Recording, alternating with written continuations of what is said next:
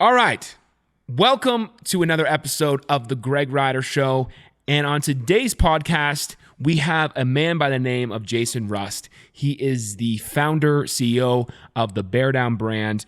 And if you are from rural Alberta, if you live in Alberta, we're filming this in Strathmore, and everywhere I look, I see this logo on the back of trucks. I see it on hats. I see it on shirts, and it's a very well-known brand in rural Alberta that supports musicians and rodeo riders, and it's just a great company with a great mission, and I'm really excited to dive into this episode, talk to Jason about how he started it, his first sale, and just how the whole company has come to be and some of his future goals with the brand. So let's get into this episode.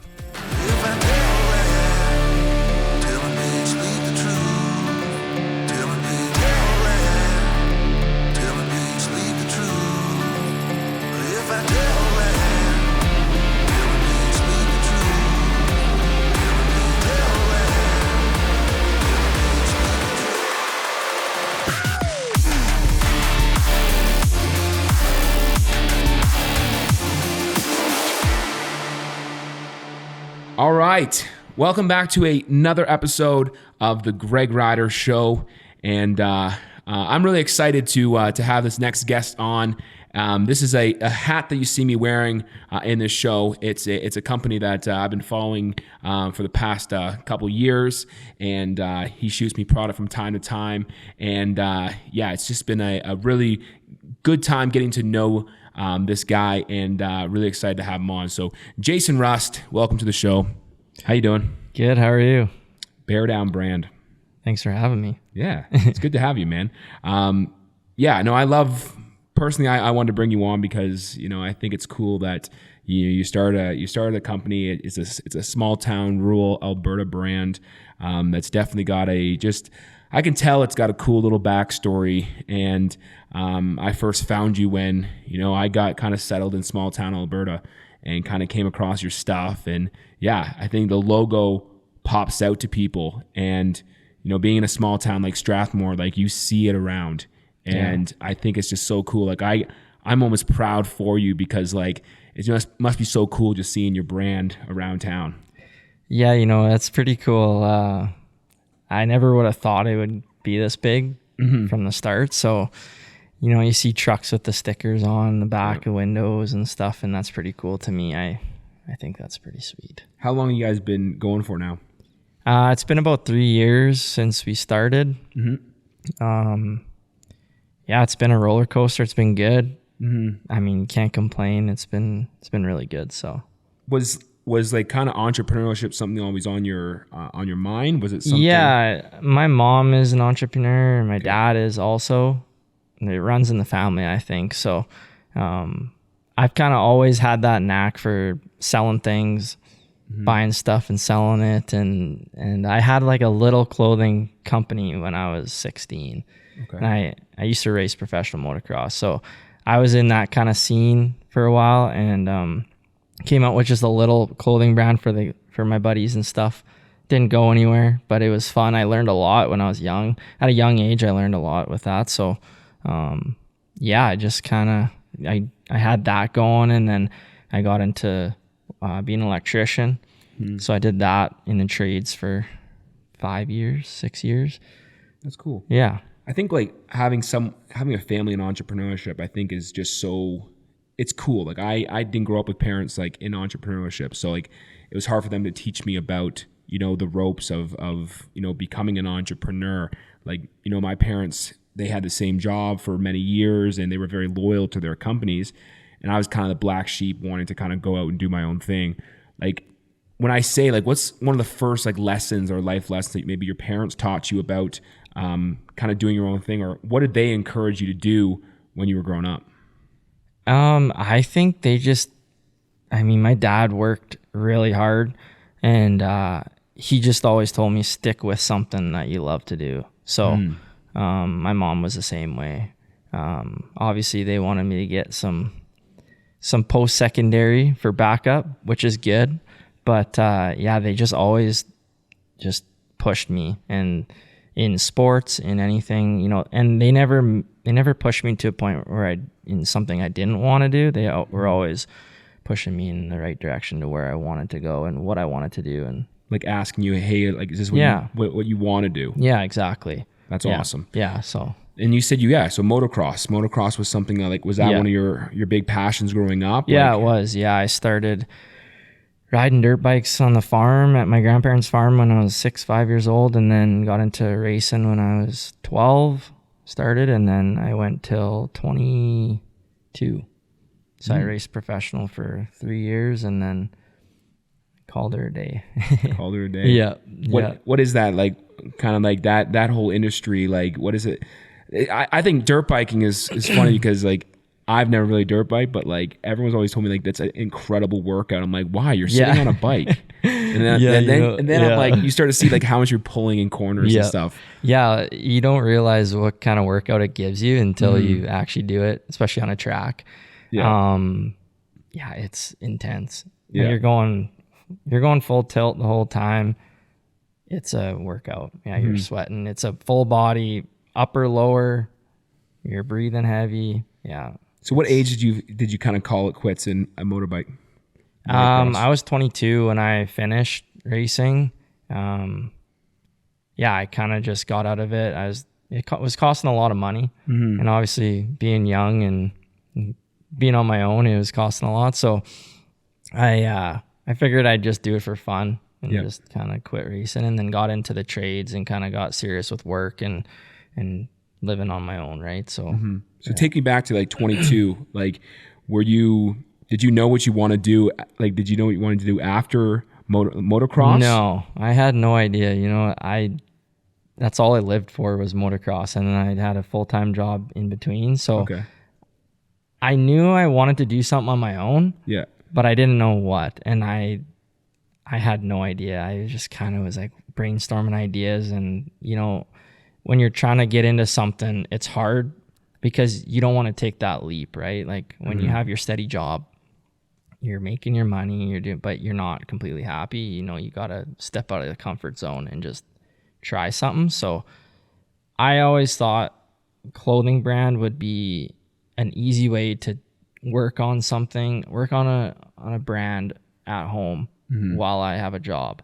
So that's kind of why I went that route. And I love clothing. I love fashion. Like, you know, I think men they don't have much options for fashion, especially in the Western world.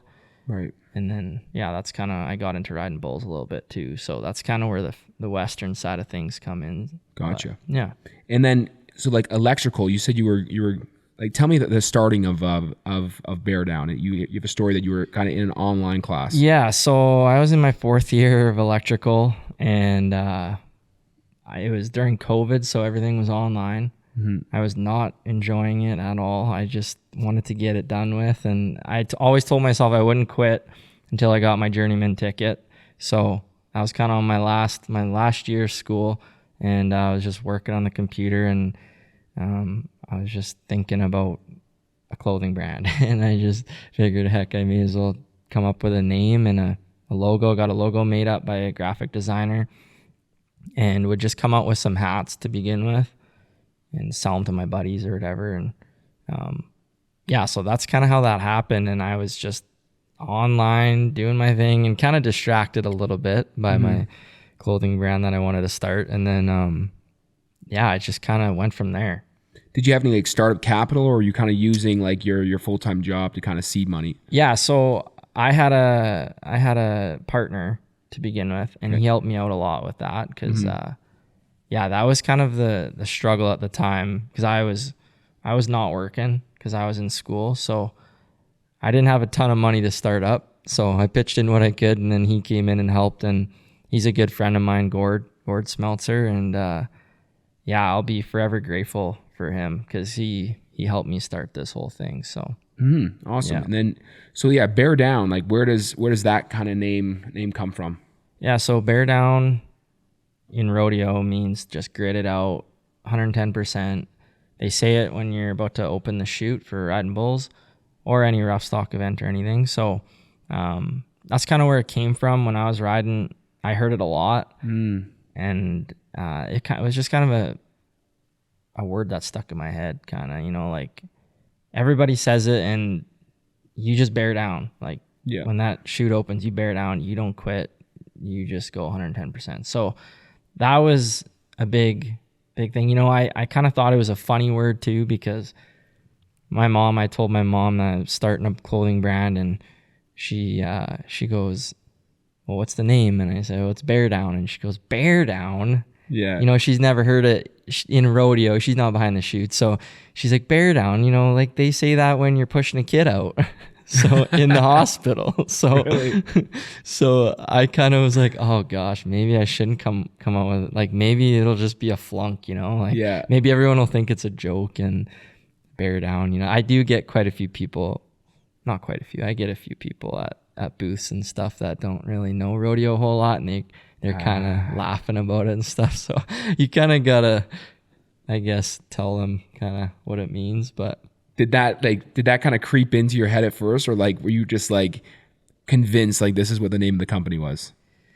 I had a lot of different names, but I definitely had doubts when I came out with the name. I was kind of like, oh, I don't know, like it might just be weird. Like, it sounds weird when you say it. Like, to me, it sounds weird.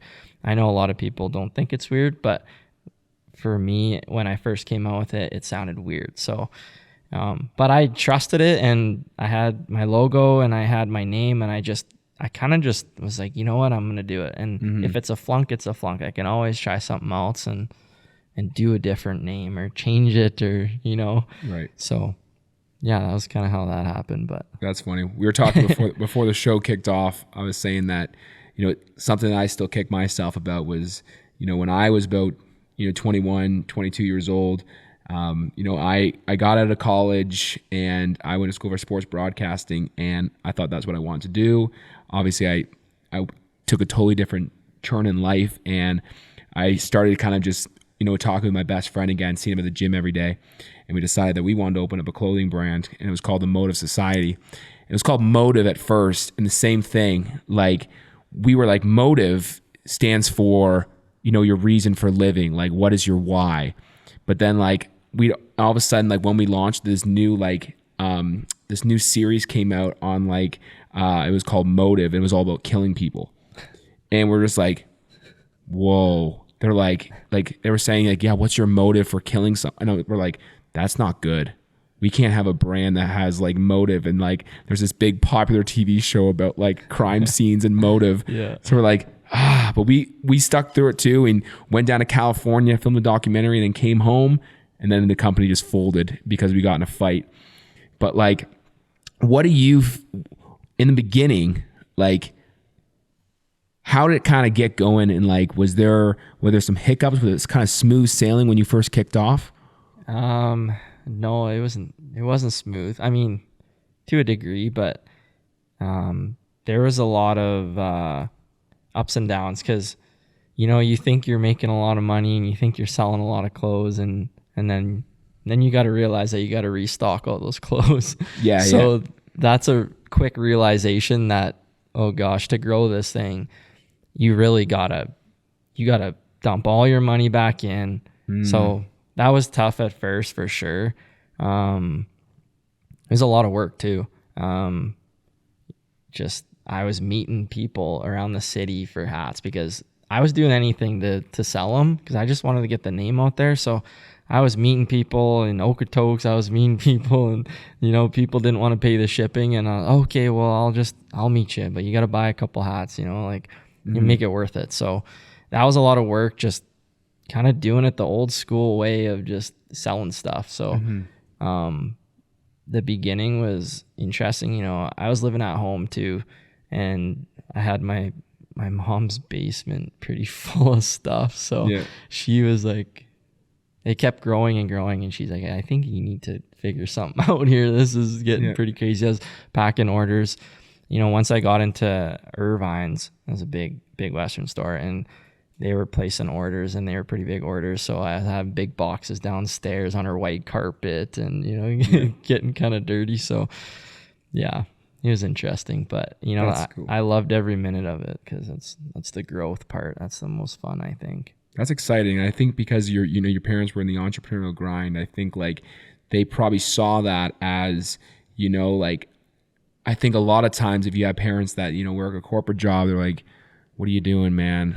Yeah, like that's when's right. when's this going to start coming back? But I think to have parents that kind of understood that, like, yeah, you got to stick through it. And like, it's cool because Baredown is like, it's a double meaning. It's a double entendre. It's just like, it's bear down, like in the rodeo, but also just like bear down on your brand and just like keep on going. Yeah. So I think that's kind of just a good kind of test. But tell me about your first sale, because that's obviously a big moment when you start selling your first couple of products.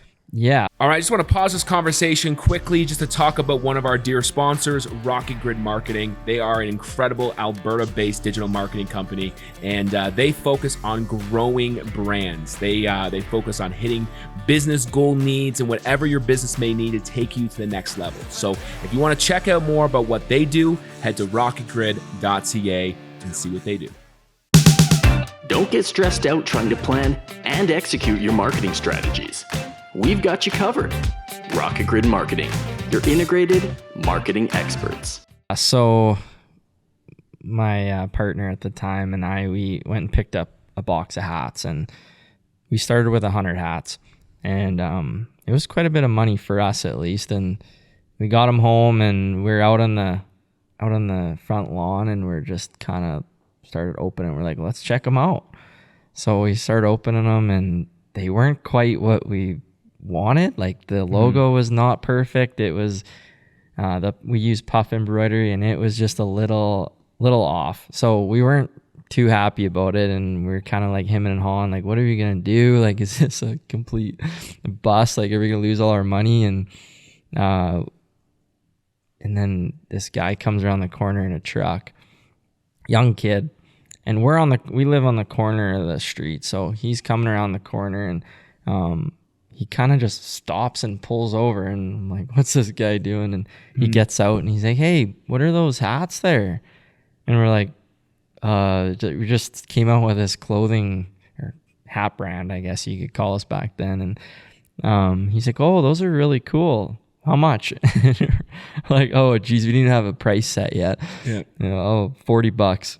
Okay, sounds good. I'll take one. So that was pretty cool. You know, we thought it was going to be a bust. So it's pretty cool that some kid, first sale ever with Baredown, and I have no idea what his name is. I was going to say, do you remember his name, or like give him a shout out or something? I think he followed us on Instagram after, because I remember that part. And I mean, heck, I wouldn't know his name, but if you're listening to this, yeah, that's awesome. Did you and how long did it take you to get through that run? Oh, wow. I had a buddy out in Okotoks, and him and his buddies, JC Barlow, good buddy of mine, he told me he'd buy, I think he probably bought 20 hats. So him and all of his buddies, and, you know, everyone in Okotoks was wearing it for the first little while, and it was pretty cool. I thought that was awesome. So it didn't take us too long, really. Like, I'd say 2-3 weeks, you know. And at the start, you see all your friends buying it, you see all your family, your family wants to support you, so they're buying it. And then we set up the website, and that was kind of when we got our first sale on the website of some random name. I thought that was so sweet. That felt like the biggest win. I was like, you know what, maybe people do, like, it was a little win, right? Like, I didn't know if it was gonna get big. I just thought, oh, well, somebody thought it was cool. So that was pretty cool when that happened. And then, you know, it was slow. Obviously, like, website sales are hard when you're first starting up something. And I was doing most of my media and like all that kind of marketing and stuff on Instagram. You know, I was pushing pretty hard on there, just following a lot of people, trying to get the name out. I was sending hats to a couple guys, and so that was kind of the grind. That was a lot of work, though. Like, I was following people all the time, just constantly following people on Instagram, just trying to get the name out. So yeah, I noticed that you did some good at, like, influencer marketing, and I reached out to you. You tossed me a hat. yeah, no, it was a really cool kind of seeing the growth. That yeah, just all of a sudden, just like everywhere now, like the support, I'm sure is just like, do people kind of like know you're the guy, because you kind of keep more of a faceless brand in a sense. Yeah, I do. Yeah, it's very like it's you put a lot of spotlight on like Alberta, rodeos, riders and stuff like that. Yeah, I've never done a podcast before. I don't want to be the face of the brand. I want all the rodeo athletes. I want musicians. I want people that are awesome to be the face of the brand. So I kind of keep out of it. I'm not in any photos or anything, but I did make a post not too long ago on Instagram just introducing myself, because I figured I probably better do that. So my girlfriend and little boy, and so we put up a post on there, and just kind of told, I think a lot of people think we're really big, and we're not, because we run everything out of our house. And so it's a two-man show, my girlfriend and I. So yeah, that's cool. Yeah, she helps me out with a lot of stuff. So I actually read somewhere that like people will buy brands when they can actually see a face behind it, because like there's so much trust, and like, with the world of like e-commerce, and there's just like so many people that are just, drop shipping and almost just like sending out products with no face. Yeah. It's like when people start to see like the story, and this is kind of why I wanted to bring you on, because like getting to know your story behind Baredown and how you started and how it's going for you, it kind of like humanizes your brand, and it shows like kind of what you are, trying to do with it, and wanting to highlight, rodeo riders and musicians and stuff like that, because there's just, we all need that, like all musicians and people that are just starting in their dreams. They need that support and that push. Yeah, no, I appreciate you having me on here. And I just want everybody just to know that you can achieve anything that you really strive for, because I never thought it was possible. I mean, I'm not saying I made it or anything, but it's definitely been a fun ride, and I love my job. So, and I want people to love their job, even if you are 9 to 5 working. Pick that job that you love, because it's a long life if you don't love something you do.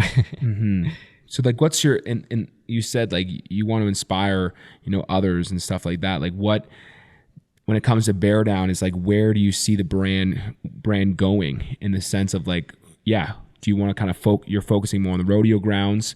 But yeah, like what's the thing that keeps you going? Like when you maybe not get sales that week, what's like the thing that keeps you going? I think just seeing people wearing it, and people who are just pumped about the brand. And, I get a lot of comments, and, I do some TikTok lives here and there and stuff. And when it's quiet, it's kind of, you think, oh heck, like maybe I'm not doing what I'm supposed to be doing. Maybe this isn't going to work out. You start doubting yourself, because it's stressful when you just I'm doing it full time now. So it can get stressful when things get quiet, but you just trust the process and just keep pushing, keep coming out with new stuff. And when you see people hyped about it, that gets me going.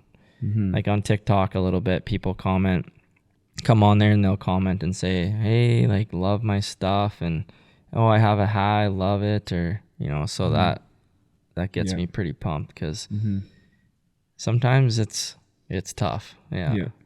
And what like advice, as like, if someone were to kind of ask you about like business, or like starting your own clothing brand, like what do you think you would say to them? Any advice on kind of like painting a realistic picture for them?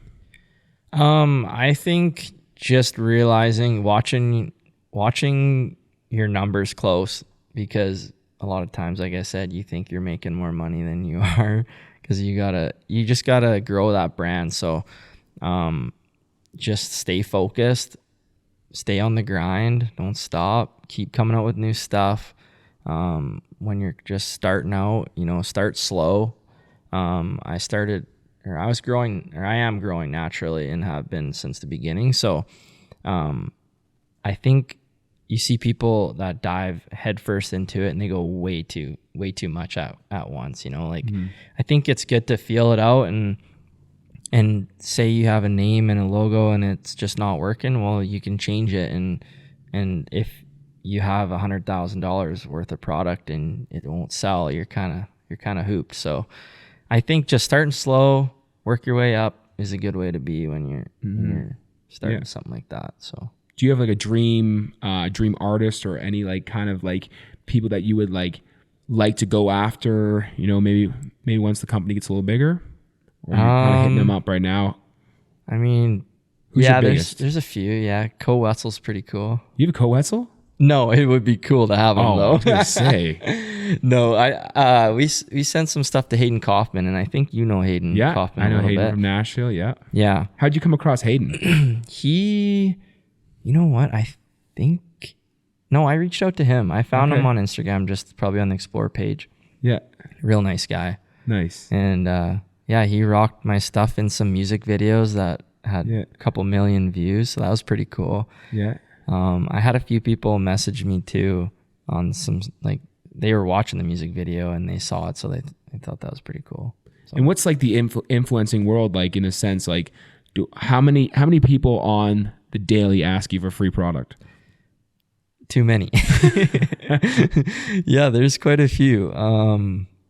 You hear everything, but it's it's tough because send me a hat. You know, I'd love to send everybody a hat. I really would. I would love to, but it just doesn't work that way. So, you kind of got to pick and choose your guys.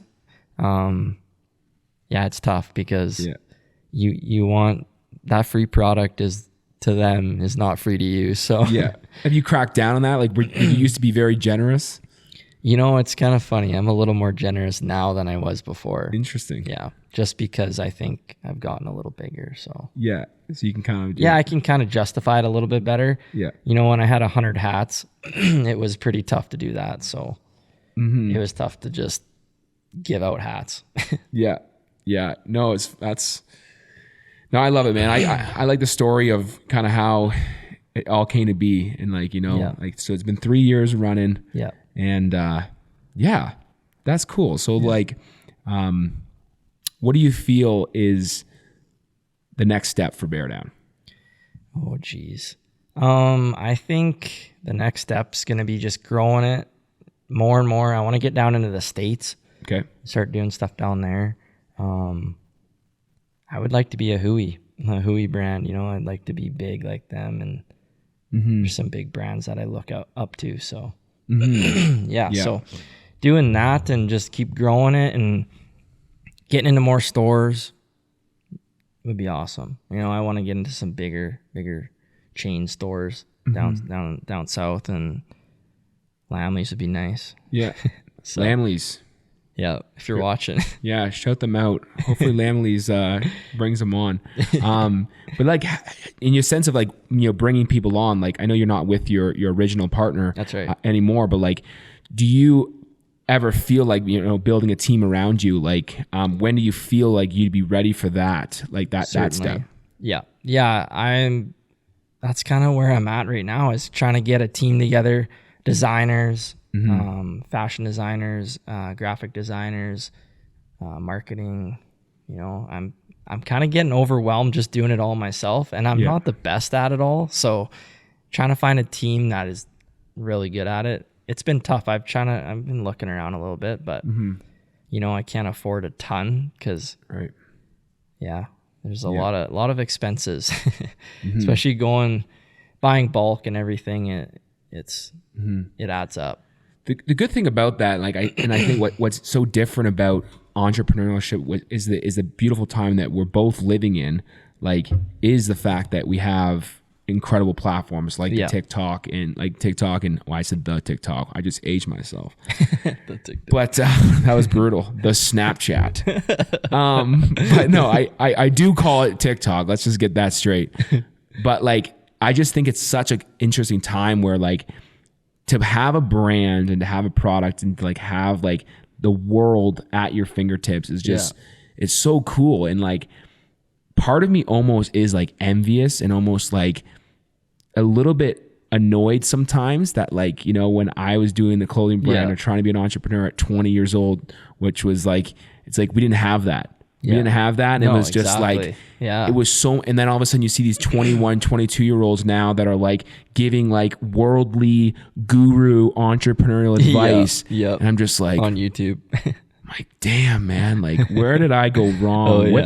Which churn did I not take? And it's just like, it's like, I'm listening to videos on like 21-year-olds giving me advice about building a personal brand and trust. And I was like, oh my God, it's like, you know, because hey, they put a video up on TikTok, it blew up, they sold a product, they sold a course, and now they're driving Lambos and that kind of stuff. And you're just like, wow, I was born in the wrong, you know? Yeah. No, I hear you kind there. of it's kind of weird like that, right? Yep, I've watched quite a few of those videos. And how do you kind of take that in stride? Like, how do you take all that and like, implement that into your business?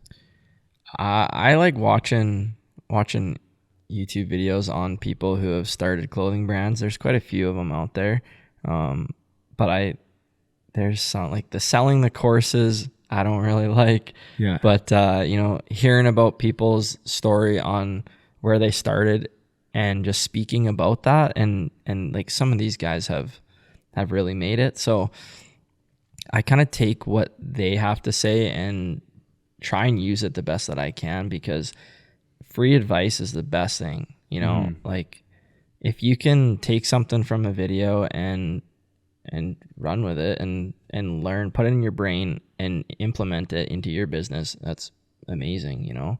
So I try and do that a little bit, because I'm all self-taught too. I never had business courses, or I've never had anything like that. So hearing about people and how they did it and what they did, you know, was pretty cool. There's a guy down in the States, and him and his brother have a clothing brand, and they were like broke, and they rented a van, like a U-Haul, and every weekend they'd rent a U-Haul and they'd fill up all their stuff, because they didn't have trucks or anything, and they'd have U-Haul, and they would go from city to city, and they would set up in like parking lots, and they would just set up like a tent in like a place on a street or whatever, and people would come and buy stuff. And it's kind of like a streetwear brand, kind of like that kind of thing. So that was pretty cool, and they are worth millions now. So they grinded, you know. They told me, they didn't tell me, they said in the video, they said they've never taken a vacation ever.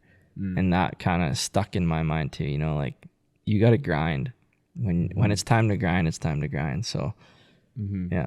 And I think, there's just with the amount of videos out there now, it's like sometimes it's almost like overkill. Too much. It's like you're getting, you listen to podcasts, YouTube videos, it's like, holy crap, you hear one thing and then you hear another thing.